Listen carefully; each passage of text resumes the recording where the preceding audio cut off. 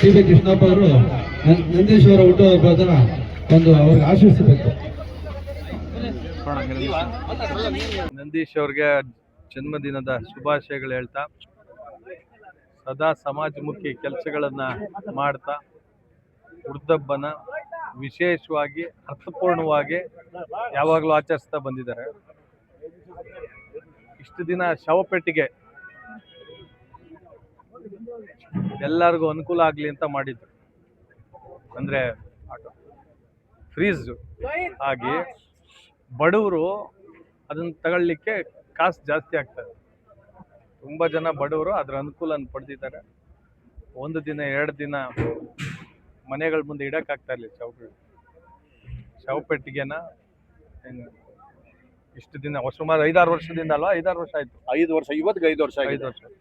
ಈಗ ಮತ್ತು ವರ್ತೂರ್ ಪ್ರಕಾಶ್ ಅಣ್ಣ 5 ವರ್ಷ, ಸುಮಾರು 1400ರಿಂದ 1500. ಈಗ ಒಂದು ಟಾಟಾ ಎಸ್ ಗಾಡಿನೇ ಕೂಡ ಮೆರವಣಿಗೆ ಮಾಡಲಿಕ್ಕೆ ಬಡವರಿಗೆ ಇವೆಲ್ಲ ಮಾಡೋಕ್ಕಾಗಲ್ಲ. ಸಾಕಷ್ಟು ಒಂದೊಂದು 10,000, 15,000, 20,000 ಆಗ್ತದೆ. ಹೀಗಾಗಿ ಫ್ರೀಯಾಗಿ ಇದನ್ನ ಮಾಲೂರಿಗೆ ಅರ್ಪಿಸ್ತಾ ಇದ್ದಾರೆ. ಒಂದು ಕಡೆ ಸಮಾಜದ ಸ್ವತ್ತನ್ನ ಕೊಳ್ಳೆ ಹೊಡೆಯೋರು ಒಂದು ಕಡೆ, ಸಮಾಜಕ್ಕೆ ಈ ರೀತಿ ಒಳ್ಳೇದು ಮಾಡೋರು ಒಂದು ಕಡೆ. ಇವ್ರೇನು ಕೋಟ್ಯಾಧೀಶ್ವರಲ್ಲ, ಸಾವಿರಾರು ಕೋಟೆ ಒಡೆಯೋರಲ್ಲ ಇವರು. ಅವರ ಸಂಪನ್ಮೂಲನ ಅಂದರೆ ಅವ್ರು ಎಷ್ಟು ದುಡಿತಾರೋ ಅದರಲ್ಲಿ ಒಂದು ಇಷ್ಟು ಸಮಾಜಕ್ಕೂ ಸೇರಬೇಕು, ಕಟ್ಟಕಡೆಯ ಜನಕ್ಕೆ ಏನೋ ಅನುಕೂಲ ಮಾಡಬೇಕು ಅಂತ ಅವರು ಇವತ್ತಲ್ಲ ಸುಮಾರು 10 ವರ್ಷದಿಂದ ಈ ಥರ ಮಾಡ್ಕೊಂಡು ಬಂದಿದ್ದಾರೆ. ಪೌರ ಕಾರ್ಮಿಕರಿಗೆ ಸಮವಸ್ತ್ರ ಕೊಡೋದು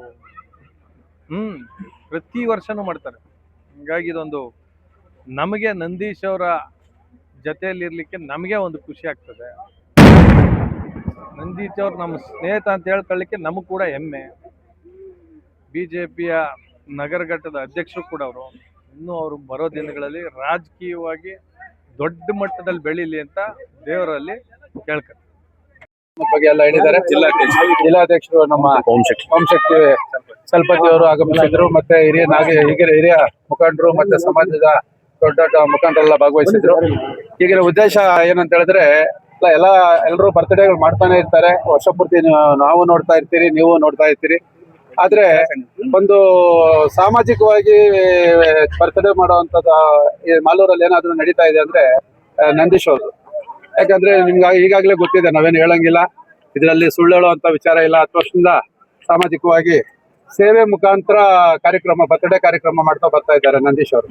ಮೊದಲನೇದಾಗಿ ಹೇಳಿದ್ರು ಎಲ್ಲ ನಿಮ್ಗೆ ಗೊತ್ತಿದೆ, ಇವ್ರಿಗೆ ಹೂವು ಮಾರೋರ್ಗೆ ಮಳಿಗೆಗಳು, ಆಟೋಗಳು, ಮತ್ತೆ ಪೌರ ಕಾರ್ಮಿಕರಿಗೆ ಬಟ್ಟೆಗಳು, ಮತ್ತೆ ಶವ ಸಂಸ್ಕಾರಕ್ಕೆ 2 ಕರೆಂಟ್ ಫೀಸಿಂಗು, 2 ಪೆಟ್ಟಿಗೆಗಳು, ಈ ತರ ಒಂದೊಂದೇ ಕಾರ್ಯಕ್ರಮಗಳು ಮಾಡ್ಕೊಂಡ್ ಬರ್ತಾ ಇದಾರೆ. ಈಗ ಅವರು ಒಳ್ಳೆ ಕಾರ್ಯಕ್ರಮ ಮತ್ತೆ ಎಲ್ರಿಗೂ ಮುಟ್ಟಬೇಕು ಅನ್ನೋ ಒಂದು ಕಾರ್ಯಕ್ರಮ ಬಂದಾಗ ಈ ಸರಿ ಅವ್ರು ಯೋಚನೆ ಮಾಡಿ ಇದು ಏನಿದೆ ಅಂತಿಮ ರಥಯಾತ್ರೆ ಮಾಡ್ಬೇಕು ಅನ್ನೋ ಒಂದು ಉದ್ದೇಶ ಬಂತು. ಈಗಾಗಲೇ ಮಾಲೂರಲ್ಲಿ ತುಂಬಾ ಶ್ರೀಮಂತರು ಇದ್ದಾರೆ, ಮತ್ತೆ ಬೇಕಾಗಿರೋಷ್ಟು ಹಣವಂತರು ಎಲ್ಲ ಇದ್ದಾರೆ. ಆದ್ರೆ ಯಾರಿಗೂ ಈ ಯೋಚನೆಗಳು ಬರೋದಿಲ್ಲ. ಅದರಲ್ಲಿ ನಂದೀಶ್ ಅವ್ರಿಗೆ ಯೋಚನೆ ಬಂದಿದೆ.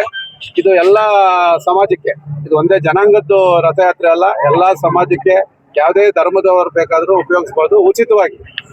ಮಾಲೂರು ನಗರಕ್ಕೆ ಮತ್ತೆ ತಾಲೂಕವ್ರು ಬೇಕಾದಾಗ ಉಪಯೋಗಿಸ್ಕೊಬಹುದು. ಆ ಸಮಯ ಇತ್ತು ಅಂದ್ರೆ ಅವತ್ತೇನಾದ್ರೂ ಅದು ಸಿಕ್ಕಿದ್ರೆ ಅದನ್ನು ಉಪಯೋಗಿಸ್ಬೋದು. ಇದ್ರ ಜೊತೆ ಶವಪೆಟ್ಟಿಗೆ ಮತ್ತೆ ಇದು ಯಾತ್ರೆ, ಯಾವುದು ಅಂತಿಮ ರಥಯಾತ್ರೆ 2 ಇರುತ್ತೆ. ಇದನ್ನ ಎಲ್ಲಾ ಧರ್ಮದವರು ಉಚಿತವಾಗಿ ಉಪಯೋಗಿಸ್ಕೊಬಹುದು. ಇದಕ್ಕೆ ಡ್ರೈವರ್ ಇರ್ತಾರೆ, ಇದಕ್ಕೆ ಡೀಸೆಲ್ ನಾವೇ ಹಾಕ್ತೀರಿ.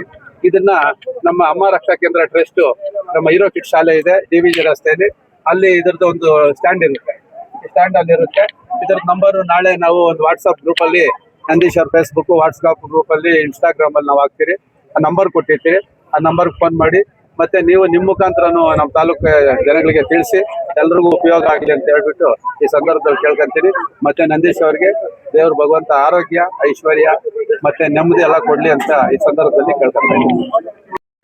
ಇವತ್ತು ನನ್ನ ಬರ್ತ್ಡೇ ಇರೋದ್ರಿಂದ ಅಂತಿಮ ಯಾತ್ರೆ ರಥ ಇದು ಯಾಕೆ ಕೊಡ್ತಾ ಇದ್ದೀನಿ ಈ ವರ್ಷ ಅಂದ್ರೆ, ಸುಮಾರು ಇದೇ ಒಂದು ಇವತ್ತಿಗೆ 5 ವರ್ಷ ಆಗಿದೆ.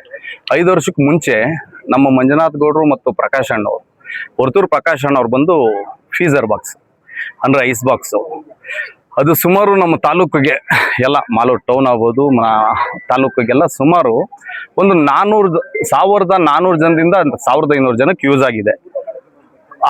ಹಾಗಾಗಿ ತುಂಬಾ ಜನ ರಥ ಕೇಳ್ತಿದ್ರು. ರಥ ಈಗ ಮಾಮೂಲಿ ಎಲ್ಲ ಕಡೆ ಟಾಟಾ ಎಸ್ ಮಾತ್ರ ಸಿಗುತ್ತೆ, ಈ ತರ ರಥ ಎಲ್ಲೂ ಇಲ್ಲ. ನಾನು ತುಂಬಾ ಗಮನಿಸಿದ್ದೆ, ಯಾರನ್ನ ಮಾಡ್ತಾರೇನೋ ಇಲ್ಲ ಬಾಡಿಗೆಗನ ಮಾಡ್ತಾರೇನೋ ಅಂತ ಅನ್ಕೊಂಡಿದ್ದೆ. ಯಾರೋ ಮಾಡಿದ್ರು, ಒಂದ್ 4 ವರ್ಷದಲ್ಲಿ ಮಾಡಿದ್ರು. ಅದು ಸುಮಾರು 10,000 ಜನರು ಕೊಡಕ್ ಆಗ್ತಿಲ್ಲ. 9,000 10,000 ಹೇಳಿದ್ರೆ ಕೊಡಕ್ ಆಗ್ತಿಲ್ಲ. ಹಾಗಾಗಿ ಇವಾಗ ನಾವು ಈ ಒಂದು ರಥನ ಈ ವರ್ಷ ಮಾಡಿದಿರಿ. ಮತ್ತು ಮಾಲೂರು ಟೌನ್ಗೆ ಮತ್ತು ಮಾಲೂರು ತಾಲೂಕು ಟೋಟಲ್ ಎಲ್ಲ ಕಡೆನೂ ಎಲ್ಲಿ ಯಾರು ಫಸ್ಟ್ ಹೇಳಿದ್ರೆ ಅವ್ರಿಗೆ ಹೋಗುತ್ತೆ, ಗಾಡಿ ಹೋಗುತ್ತೆ. ಆಮೇಲೆ ನಮ್ಮ ಹೀರೋ ಕಿಡ್ಸ್ ಸ್ಕೂಲ್ನವರು ಅಮ್ಮ ರಕ್ಷಾ ಕೇಂದ್ರ ಟ್ರಸ್ಟ್ ಕಡೆಯಿಂದ ಅವರು ಫ್ರೀಯಾಗಿ ಉಚಿತವಾಗಿ, ಅಂದ್ರೆ ಅದ್ರ ಸರ್ವಿಸ್, ಇವಾಗ ವಾಟರ್ ಸರ್ವಿಸ್ ಸಣ್ಣ ಪುಟ್ಟ ಇದ್ದೇ ಇರ್ತದೆ. ನೋಡೋಣ ಅವ್ರು ಏನ್ ಯೋಚನೆ ಮಾಡ್ತಾರೋ ನೋಡೋಣ, ಅದು ಅವ್ರಿಗೆ ಬಿಟ್ಟಿದ್ದು. ಫ್ರೀಯಾಗಿ ಕೊಡ್ತೀನಿ ಅಂತಿದ್ದಾರೆ. ಸರಿ, ಒಳ್ಳೇದಾಗ್ಲಿ, ಜನರಿಗೆ ಒಳ್ಳೇದಾಗ್ಲಿ. ಎಲ್ಲಾ ಜನಾಂಗಕ್ಕೂ ರಥ ಫಸ್ಟ್ ಯಾರು ಹೇಳ್ತಾರೋ ಅವ್ರಿಗೆ ಆ ರಥ ಸಿಗುತ್ತೆ. ಯಾಕಂದ್ರೆ ನಮ್ಮ ಹತ್ರ ಒಂದೇ ರಥ ನಾನು ಮಾಡಿಸಿರೋದು. ಯಾಕಂದ್ರೆ ಈ ರಥ ಮಾಡಿಸ್ಬೇಕನ್ನೋ ಸುಮಾರು 5 ರಿಂದ 6 ಲಕ್ಷ ರೂಪಾಯಿ ಆಗಿದೆ. ಹಾಗಾಗಿ ಒಂದು ರಥ ಇದೆ. Thank you. ಎಲ್ಲರೂ ಕೂಡ ಹುಟ್ಟುಹಬ್ಬ ಅಂದ ತಕ್ಷಣ ಹೋಟ್ಲಲ್ಲೋ ಒಂದು ರೆಸಾರ್ಟ್ ಅಲ್ಲೋ ಅದು ರೆಸ್ಟೋರೆಂಟ್ ಅಲ್ಲೋ ಸಹಜವಾಗಿ ಮಾಡ್ಕೊಳ್ಳುವಂತ ಕಾಲ ಇದು. ಆದ್ರೆ ಅವರು ಹುಟ್ಟುಹಬ್ಬವನ್ನ ಸಾರ್ವಜನಿಕರಿಗೆ ಆಚರಣೆ ಮಾಡಿಕೊಂಡು ಪ್ರತಿಯೊಂದು ವರ್ಷ ಕೂಡ ಹುಟ್ಟುಹಬ್ಬ ಸಂದರ್ಭದಲ್ಲಿ ಸಾರ್ವಜನಿಕರಿಗೆ ಉಪಯೋಗವಾಗ್ತಕ್ಕಂಥ ಯಾವ್ದಾದ್ರು ಒಂದು ಕೊಡುಗೆಯನ್ನು ಕೊಡುವುದ್ರ ಮುಖಾಂತರ ಆಚರಣೆ ಮಾಡ್ಕೊಳ್ತಾ ಇದ್ರೆ ಅದು ಬಹಳಷ್ಟು ವಿಶೇಷವಾದದ್ದು. ವಿಶೇಷವಾಗಿ ಎಲ್ರಿಗೂ ಕೂಡ ಆಶ್ಚರ್ಯ ಆಗ್ತದೆ. ಯಾಕಂದ್ರೆ ಇದು ಬ್ರಿಜರ್ ಇರ್ತಕ್ಕಂಥದ್ದು, ಶವಪೆಟ್ಟಿಗೆಯನ್ನು ಕೊಟ್ಟಿರ್ತಕ್ಕಂಥದ್ದು, ಇವತ್ತು ಅತ್ಯಭಾ ಶವಯಾತ್ರೆಗೆ ಒಂದು ವಾಹನವನ್ನು ಕೊಟ್ಟಿರ್ತಕ್ಕಂಥದ್ದು ಆಶ್ಚರ್ಯ ಆಗ್ತದೆ. ಎಲ್ಲರೂ ಕೂಡ ಹುಟ್ಟಿದಾಗ ಸಂಭ್ರಮವನ್ನು ಪಡ್ತೀವಿ, ಸತ್ತಾಗ ಅದಕ್ಕೆ ಸಹಾಯ ಮಾಡ್ತಕ್ಕಂಥ ಸನ್ನಿವೇಶ ಪರಿಸ್ಥಿತಿಗಳು ಯಾರಿಗೂ ಇರೋದಿಲ್ಲ.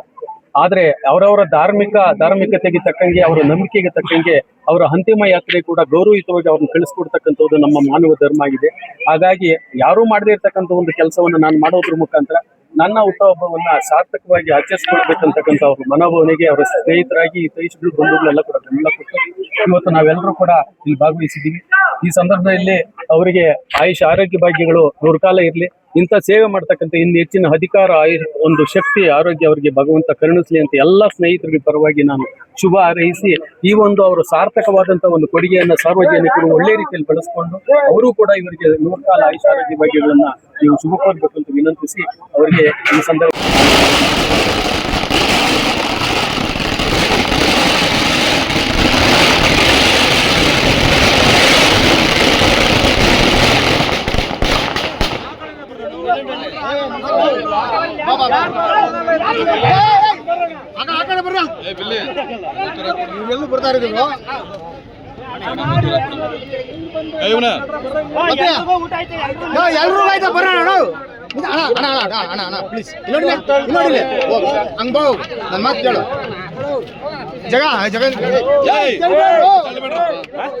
ಟೇಬಲ್ ಮೇಲೆ ಹಾಕಂತೀರಾ? ನಡಿ ಹಂಗ್ ಬರ್ರ ಹೋಗ ಹಂಗ್ ಬರ್ರ